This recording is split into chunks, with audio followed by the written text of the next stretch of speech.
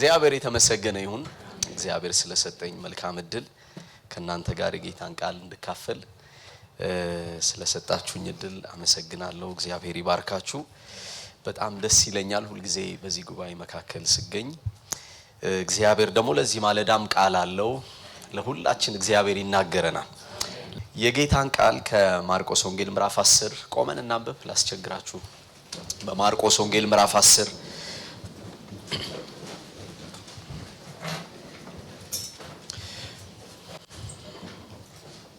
አጭር የጌታን ሐሳብ ነው የምንካፈለው። በማርቆስ ወንጌል ምዕራፍ 10 ቁጥር 46 ላይ የአምላካችን እግዚአብሔር ቃል እንደዚህ ይላል። ወደ ኢያሪኮም መጡ። ከደቀ መዛሙርቱና ከብዙ ሕዝብ ጋር ከኢያሪኮ ሲወጣ የጤሜዎስ ልጅ እውሩ በርጠለሜዎስ እየለመነ በመንገድ ዳር ተቀምጦ ነበር። የናዝሬቱ ኢየሱስም እንደሆነ በሰማ ጊዜ የዳዊት ልጅ ሆይ ማረኝ እያለ ይጮህ ጀመር። ብዙዎችም ዝም እንዲል ገሰጹት።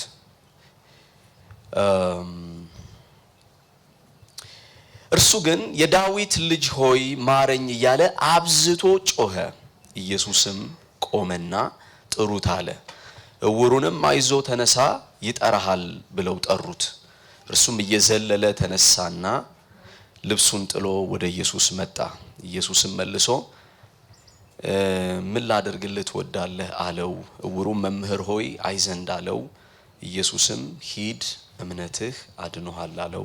ወዲያውም አየ፣ በመንገድም ተከተለው ይላል መጽሐፍ ቅዱሳችን ላይ። ዘዳግም ምዕራፍ 23 ላይ አስተውላችሁት ከሆነ እግዚአብሔር ለእስራኤል ቤት ከሚናገራቸው ነገር መካከል አንዱ ቁጥር 14 አካባቢ ላይ አምላክ እግዚአብሔር ሊጎበኝህ ከጠላቶችም እጅ ሊያድንህ በሰፈርህ መካከል ያልፋል እና እግዚአብሔር በሰፈር መካከል ሲያልፍ ምናልባት እርም ነገር ባንተ ሰፈር መካከል እግዚአብሔር አይቶ እግዚአብሔር ቅዱስ ስለሆነ ፊቱን ካንተ እንዳይመልስ ፈቀቅ ብሎ እግዚአብሔር ከሰፈርህ እንዳይሄድ ምናልባት እርም ነገር በሰፈር መካከል ካለ እና ራስን ቀድስ ይላል እግዚአብሔር ቃል። እኔ በዚህ መቃተት ውስጥ ነኝ የሚገርማችሁ የተወሰነ ወራት ወደዚህ። ስለዚህ በልቤ ከሞላው ነው ጥቂት ላካፍላችሁ የምፈልገው። አንድ ነገር በጣም እያሳሰበኝ ነው። ምንድነው ካላችሁ የእግዚአብሔር ጉብኝት፣ የእግዚአብሔር መለኮታዊ ጉብኝት፣ የእግዚአብሔር መለኮታዊ ጣልቃ ገብነት።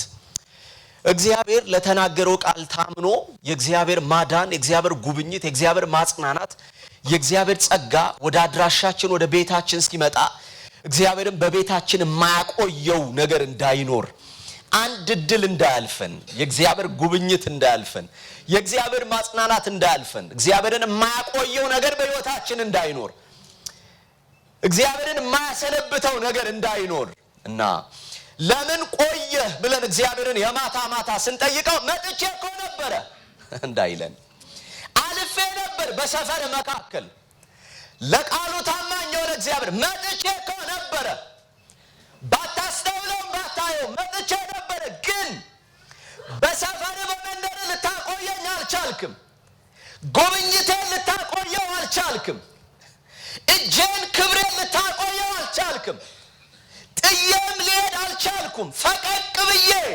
እስክታስተውል ድረስ ያለኔ የሄድካቸውን ርቀቶች እስክታስተውል ድረስ ያለኔ የቻልክባቸውን ዓመታት እስክታስተውል ድረስ ፈቅ ብዬ ከቤት ማዶ ያየው ነበር። ምናልባት አንዳንዶቻችን በጣም ከረዘመ በጣም ብዙ ርቀት ከሄድን በኋላ አስተውለነው የምንጸጸትበት ብዙ የእግዚአብሔር ጉብኝት ማለፍ። ዛሬ ስለዚህ ነው ጥቂት ልሰብካችሁ የምፈልገው። ስለ አንድ እድል ነው። አንድ እድል በሚል ሐሳብ ነው ጥቂት የምነግራችሁ። ይሄ ማርቆስ ወንጌል ምዕራፍ 10 ላይ ያለው ታሪክ ምዕራፍ 11 ላይ ጌታችን ኢየሱስ ክርስቶስ በቃ ወደ ኢየሩሳሌም ወደ ደብረ ዘይት በአህያው ውርንጭላ ተቀምጦ የማትቀረውን አንድ የመከራ ሳምንት ፓስኦቨሯን ለማሳለፍ ጌታ የሚሄድበት ሳምንት ነው። የሕማማቱ ሳምንት ነው። በምድር ላይ ጌታ ከኖረባቸው 33 ዓመት ተኩል አንድ ሳምንት የቀረበት ምዕራፍ ነው። ጌታ ደግሞ ለዚያ ሚሽኑ ማለፊያ ያደረገው ከዚያ ቀደም በዚያች ከተማ አልፎ አያውቅም። ለመጀመሪያም ለመጨረሻም ጊዜ ጌታ የሚያልፈው በኢያሪኮ ከተማ ዛሬ ነው። እንደ ነገ ጌታ በአህያው ውርንጭላ ተቀምጦ አንድ ሰኞ አንድ ማክሰኞ አንድ ሮብ ሐሙስ ዓርብ ታልፎ ይሰጣል። ቅዳሜ በመቃብር ይውላል። እሁድ በትንሣኤ አካል ይነሳል። የሕይወት ዘመን ቆይታው ሲቀነስ አንድ ሳምንት የቀረባት አንድ ማለፍ አንድ ጉብኝት በአንድ አደባባይ አንድ ጊዜ ጌታ የሚያልፍበት ታሪክ ነው የኢያሪኮ ታሪክ። ከዚያ ቀደምም ከዚያም በኋላ ጌታ ሄዶ አያውቅም። ሌሎች ወንጌላት በስም ጠቅሰው አይነግሩንም። የጤሜዎስ ልጅ በርጠለሜዎስ ይባላል። እድሜው ቁጥር ስንት እንደሆነ አናውቅም። ለብዙ ዘመናት ግን በኢያሪኮ አደባባዮች ላይ ተቀምጦ ይለምናል። የሚለምንበት ለማኝ ያደረገው ሰበቡ አይነ ስውርነት ነው። ማቅ ለብሶ ከሰው እግር ስር ተጥሎ ለብዙ ዘመናት በልመና ይኖር የነበረ ሰው ነው በርጠለሜዎስ። ይቺ ኢያሪኮ የዋዛ ከተማ አይደለችም። እግዚአብሔር ያፈረሳት ከተማ ናት። ታውቃላችሁ፣ በኢያሱ ዘመን ኢያሪኮ ጥንታዊ የሆነች ከተማ ናት። እግዚአብሔር ያፈረሳት። እግዚአብሔር ያፈረሰውን ማንም መልሶ ስለማይገነባው ከዚያ ዘመን ጀምሮ መልሳ ኢያሪኮ አልተገነባችም። ማንም ገንዘብ ያለው ነገስታት ቢፈራረቅ ኢያሪኮን መልሶ ሊገነባት አልቻለም። የፍርስራሽ ክምር እንደሆነች የቀረች ከተማ ናት ኢያሪኮ። ኔሮ ግን ለክብሩ መጠሪያ ሌላ ፎርጂድ ተመሳሳይ ኢያሪኮ በአጠገብ ሰርቷል።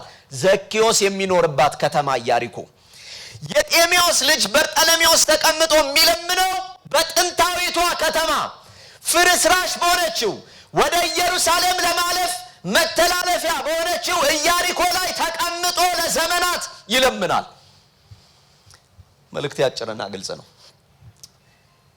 ከብዙ የሕይወት ልምዱ ዛሬ አንድ የተለየ ነገር ይሰማል።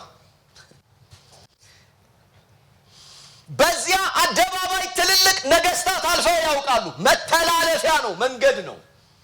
ግርግር ብርቅ አይደለም። በዚያ አደባባይ ነገስታትም ባለሟሎችም መኳንንቶችም ያልፋሉ።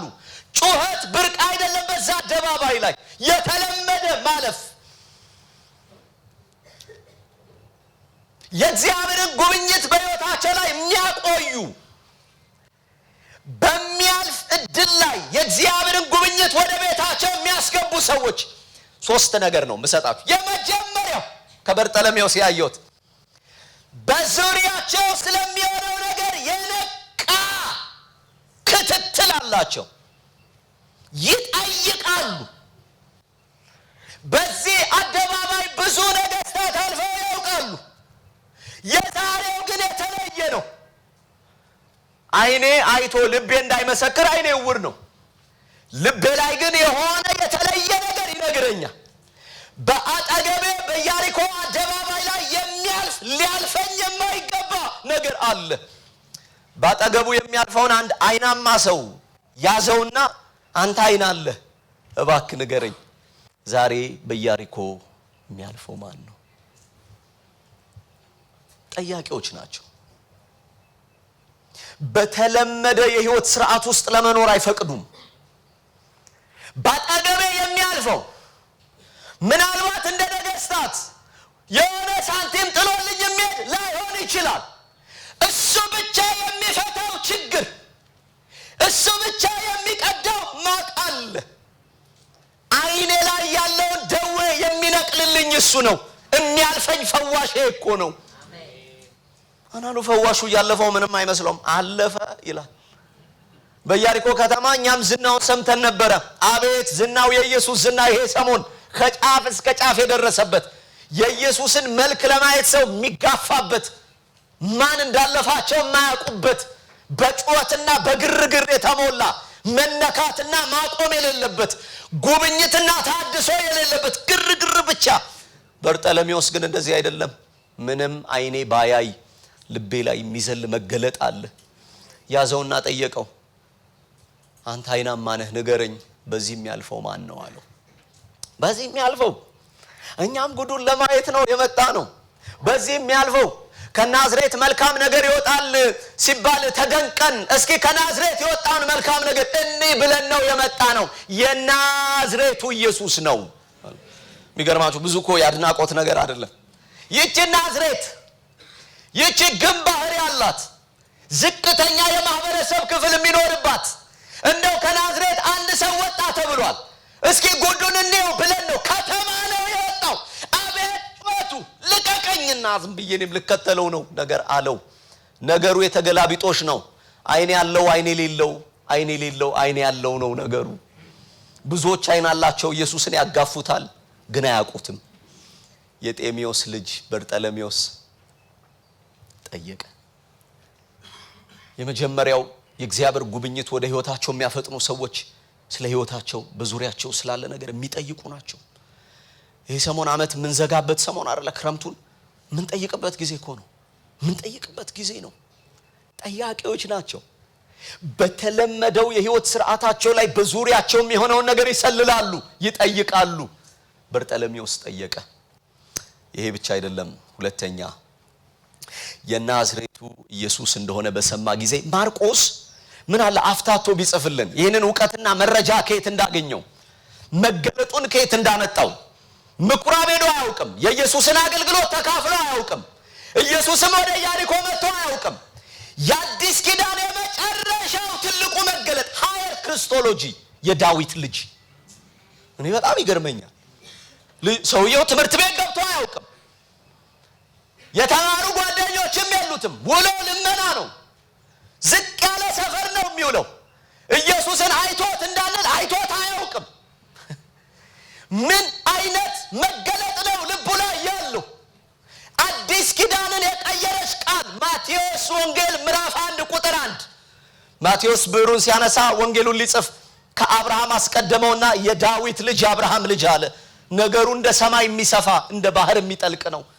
በመንፈስ ካልሆነ ማንም ሊረዳው የማይችል ያ አጭር ቁመትና ጠባብ ደረት ያለው ከሳምንት በኋላ በሁለት ወንበዴዎች መካከል ተጎሳቁሎ እርቃኑን የሚሰቀል እንኳን የዳዊት ልጅ ልትለው እንኳን የዳዊት ልጅ ብለህ ልጠራው ባጠገቡ ልትቆም የምታፍርበት የሚመስል የተናቀ መልክ ያለው የጤሜዎስ ልጅ በርጠለሜዎስ መንፈስ ቅዱስ ይህንን መገለጥ ልቡ ላይ ያስቀመጠ።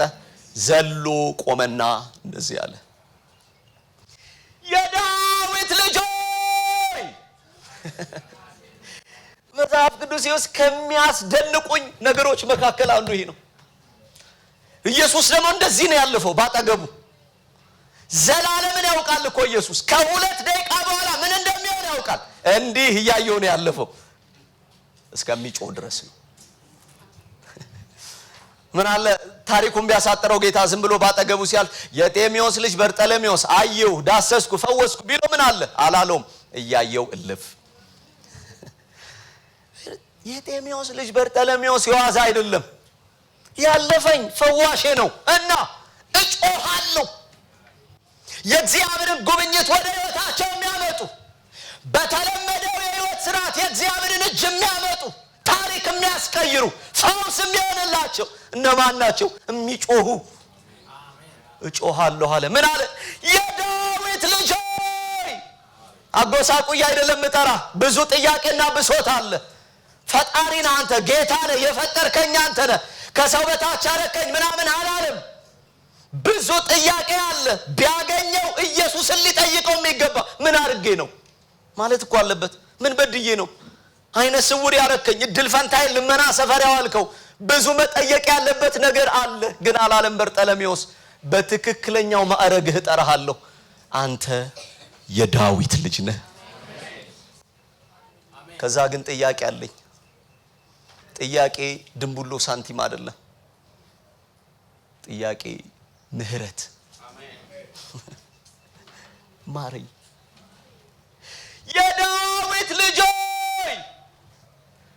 ወዴት ራሱ እንደሚጮህ አላውቅም። አይነ ስውር ነው። ቤት እንደሄደ ኢየሱስ አያውቅም። እዚሁን አያውቅም። የዳዊት ልጅ ሆይ ማረኝ! አንድ ሰው ሁለት ሰው አይደለም የተነሳበት። የእግዚአብሔር ቃል ስንቶች ይለናል? ብዙዎች። ተተተበል ዝምበል። አይወድህም፣ አይፈልግህም። ያጠገበው ያለፈው ባጠገብህ ነው። ባንተ ዓላማ አትጩብን አሉት። አዎ እውነት ነው። ቢፈልገኝ ዳሶ በስም ጠርቶ የሆነ ነገር ያደርግ ነበረ። ለካ ባጠገቤ ነው ያለፈው፣ ለካ ስለማይፈልገኝ ነው አላለም። እግዚአብሔር ቃል ሲነግረን ምን አረገ? እስኪ ጉባኤው ይንገረኝ። አብዝቶ ጮኸ። የሚያስጮኝን የማውቀው እኔ ነኝ። ለምን እንደምጮህ የማውቀው እኔ ነኝ። ያለብኝ ነገር እንዴት ዝም ያስብለኛል? አንዳንዱ ሰው እኮ ኮርቶ የሚኖረው በመከራው ላይ ነው። ኮርቶ የሚኖረው በጉስቁልናው ላይ ነው። አቤት ልብስ የሸፈነው፣ አቤት በማህበር መካከል የተደበቀ ስንት ጉድለትን ከንትግል እያለ፣ ስንት መፍገምገም እያለ፣ ስንት መንሸራተት እያለ በርጠለሜዎስ ዝም አልልም፣ እጮሃለሁ። ማውቀው እኔ ነኝ የሚያስጮኝን። እሱ ብቻ ነው ፈዋሼ፣ እሱ ብቻ ነው አዳኜ፣ እሱ ብቻ ነው አጽናኜ እና እጮሃለሁ። የዳዊት ልጅ ሆይ ማረኝ። ይገርመኛል። አልፎት ሄዷል ኢየሱስ። ሰውየው ቀወጠው። በምን አይነት ጉሮሮ እንደጮኸ አላውቅም። ከተማ ነው የተሰበሰበው። እንዴት አርጎ እንደሰማው አላውቅም። የጉሮሮውን ይሁን የልቡን የሰማው አላውቅም።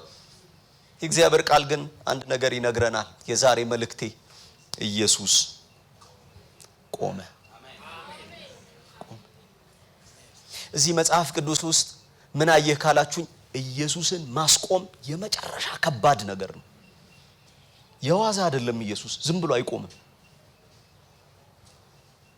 ፈላጊው ብዙ ነው። ሊያዋርዱትም ምሳ እንጋብዝህ የሚሉት እኮ አሉ።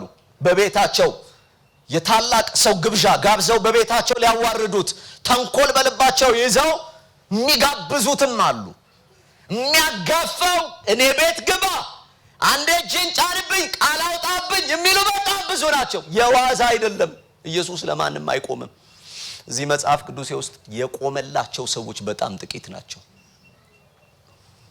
ኢየሱስ ቆመ።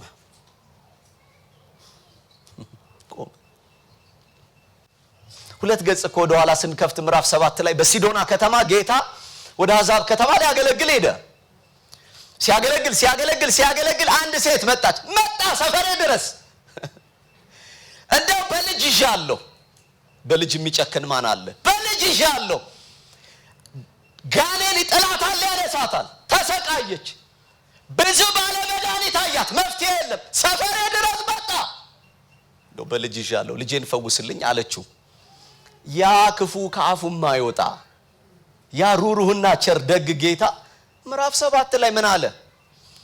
አይ እኔ የውሾች ምግብ የለኝም ማለት። እኔ ያለኝ የልጆች ምግብ ነው፣ የቡችሎች ምግብ የለኝም ማለት። አሰናከልከኝ፣ ኳየር አልመጣም አላለችም። ተሰናከልኩ፣ ቀጣይ ሳምንት ቸርች አልመጣም አላለችም። ከሌሎች የምትሻል መስሎኝ ነበር አላለችም። የዋዛ አይደለችም። የዋዛ ያልሆኑ ሰዎች ናቸው ኃይል የሚያስወጡት። ደቀኩ፣ ተሰበርኩ አላለችም። ተሰናከልኩ፣ አይለመደኝም አላለችም። ምን አለች? አንድ ነገር ልንገርህ፣ ልጆች ሲበሉ ምን ይላሉ? ያንጠባጥባሉ። የተንጠባጠበው የልጆች ምግብ የልጄን ታሪክ ይቀይረዋል። ጉርሻ አይደለም የምፈልገው፣ ተመላሽ የለህም ወይ ማለት እኮ ነው። አዎ ቡችላ ነኝ ነው እኮ ያለችው። አዎ ቡችላ ነኝ፣ ለቡችላም ቢሆን ተመላሽ የለህም ወይ? ያንተ ትራፊ የኔን ታሪክ ያጠግበዋል አለች። የሚጎርሱም አይታደሉ ናቸው፣ የተንጠባጠበም የሚበሉ ደግሞ እንዴት ብፁዓን ናቸው። ተመላሽ የለህም አለችው። ኢየሱስ ምን እንዳላት አይታችኋል? ምዕራፍ 7 ላይ ቤትሽ ውሰጂኝ፣ ልጅሽ ላይ እጅ ጭኜ ጸልያለሁ አላላትም። ይሄንን ቃል በተናገርሽ ጊዜ ልጅሽ በቤትሽ ተፈውሳለች። የአንዳንድ ችግራችን መዳን ያለው እኛ እምነት ውስጥ ነው። ምን አላት? ይሄንን ቃል ስትናገሪ ያንተ ፍርፋሪ ታሪኬን ይቀይራል ስትይ በቤትሽ ያለው ደዌ ተነቅሏል አለ። ጩኸት እንደሞላለት ሰው እንዴት ዝም እንላለን? እንዳማረበት ሰው እንዴት ዝም እንላለን? ከዓመት ዓመት ዝናብ እንደማይሰጥ ደመና ዝም ብሎ ደመና ብቻ ሆነን ስንኖር፣ ፍሬ አልባ ስንሆን፣ ትግል ሲሆን፣ ከትናንት ዛሬ የመጸለያ አቅም ሲጠፋ፣ ከትናንት ዛሬ ቅድስና ታሪክ ሲሆን፣ በቤታችን ኃይል ስናጣ ነገር ሲጨልም እንዴት ዝም እንላለን? ሰው እንዴት ማቅለብሶ ዝም ይላል? እጮሃለሁ የዳዊት ልጅ ሆይ ማረኝ። ቆመና ኢየሱስ ጥሩት አለ። ተመልከቱ ከሁለት ደቂቃ በፊት ብዙዎች ምን ብለውታል? ዝም በል አትጩ ብለውታል። በሁለት ደቂቃ ውስጥ ሐሳባቸውን ቀየሩ። በሁለት ደቂቃ ውስጥ ሐሳብ የሚቀየር ሰው አትፍሩ ወዳጆቼ። ሰው ማለት በሁለት ደቂቃ ሐሳብ ይቀይራል። በሁለት ደቂቃ ልዩነት ምን አሉት? ማርቆስ በጣም ከጴጥሮስ በጥንቃቄ ሰምቷል። ምን አሉት አለው? አይዞ አይዞ። ደስ የሚል ቃል ነው። አይዞ ዘመን መጣልህ። አይዞ አጠገባችሁ ያለውን ሰው አይዞ በሉት እስኪ።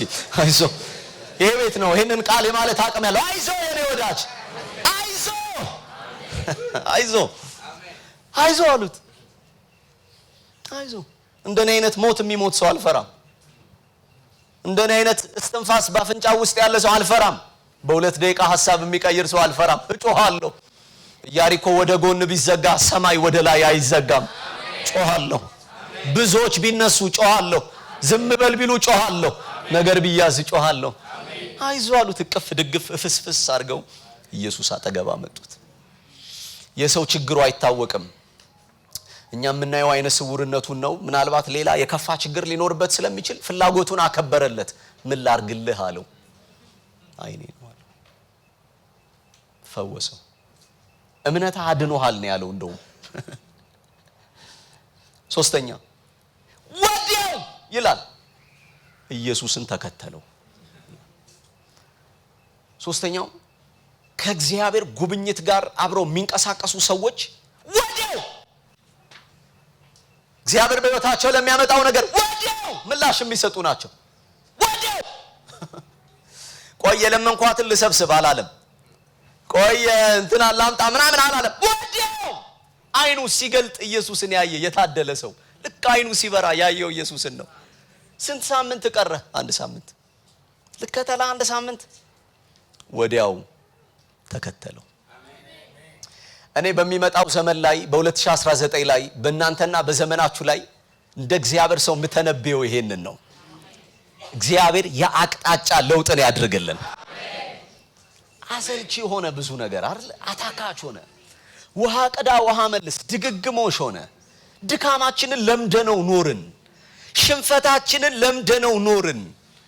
እንደዚህ ማቅባስ ለበሰን ባደከመን ነገር ላይ ያለ ባህሪያችን ባኖረን ታናናሽ ባረገን ነገር ላይ እግዚአብሔር የአቅጣጫ ለውጥን ያድርግልን። ኦ ሃሌሉያ! የመለኮትን እጅ ወደ ቤታችን የሚያመጣ ታሪክን ፓራዳይም የሚቀይር ድንገት የሚቀይር ባይዘዌ የኔ እድል ፈንታ ማንም ሰው እጅ ውስጥ የለም። እድል ፈንታዬ ያለው መለኮት እጅ ውስጥ ነው። ለዚያ ነው ያለ ማቋረጥ የምጮኸው። ድንገት ይቆምልኛል። ሲቆም ምን ይሆናል ካላችሁ በሁለት ደቂቃ የዘመናት ቋጠሮ ይፈታል። በሁለት ደቂቃ የዘመናት ችግር ይቀየራል። የኔ ጌታ እንደዚህ ነው። ሁለት ደቂቃ ይበቃዋል አቅጣጫ ለማስቀየር። ስለዚህ ምን ታረጋለህ? በንቃት እከታተላለሁ። አልዘነጋውም። አዳኘን ፕሮግራም አላረገውም። እሁድ አላረገውም። በየቀኑ ለምነዋለሁ። እሱ ወዳጄ ነው። ያለሱ ህይወቴ ተስፋ የለውም። ማለዳ ተነስቼ ፍለጋውን እከተላለሁ። ፈልጌ እንደማላገኘው አውቃለሁ። ስፈልገው ግን እሱ ያገኘኛል። የገባኝ እውነቴ ነው። የት ፈልጌ ያገኘዋለሁ? በቃሉ ፈልገዋለሁ፣ በጸሎት ፈልገዋለሁ። ስፈልገው ያየኛል። ባሪያዬ ዳዊትን አገኘሁት እንዳለ አንድ ቀን መለኮት ያገኘኛል። ያኔ ይቆምልኛል። ያኔ ታሪክ ይቀየራል። ያኔ ያቅጣጫ ለውጥ ይሆናል። ቀኛችሁን ከፍ አድርጉና ልባርካችሁ።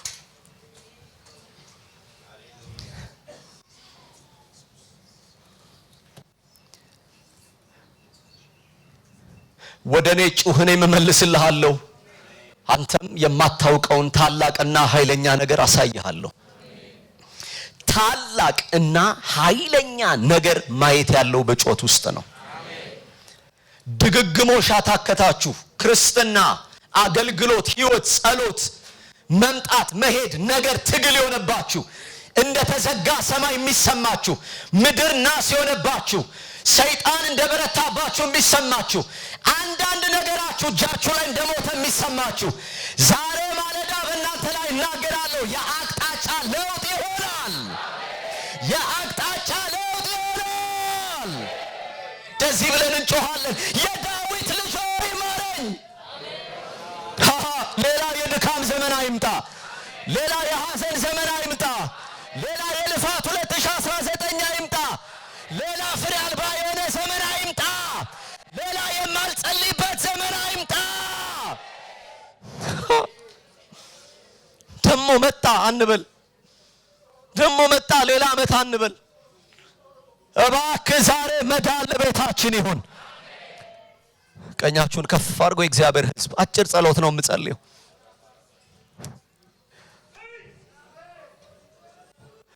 ምህረት ያለው ከዳዊት ልጅ ብቻ ነው። የኔ ወዳጅ ከበደ አቃተ፣ ኃጢአት በረታብህ፣ ነገር ተገዳደረ፣ ሰይጣን እጁን ዘረጋ፣ ነገርን አመሰቃቀለ። ሌላ ተስፋ የለህም። ሌላ ተስፋ የለህም። ከጎን ያለው ወንድምም ስላልነገረ ነው። ካንተ የባሰ ችግር አለበት። ካንተ የባሰ ማቅ አለበት። ቀና በልና የዳዊት ልጅ ይበለው። መዳንህ ያለው የዳዊት ልጅ ውስጥ ነው። መጽናናትሽ ያለው የዳዊት ልጅ ውስጥ ነው። ስለዚህ ከዚህ ቀን ጀምሮ እንጮሃለን ምን እያልን? የዳዊት ልጅ አትለፈኝ።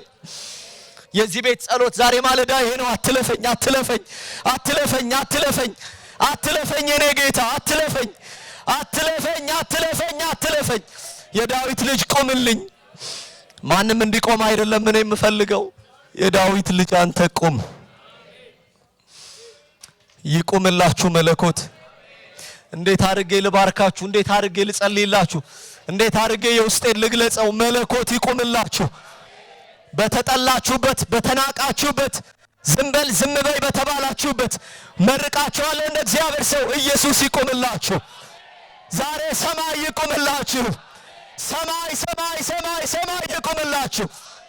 እኔ ማን እንዲቆምልኝ እፈልጋለሁ? ነገስታትን አልፈልግም። ባለሟሎችን አልፈልግም። ማንንም አልፈልግም። ሰማይ ይቁምልኝ።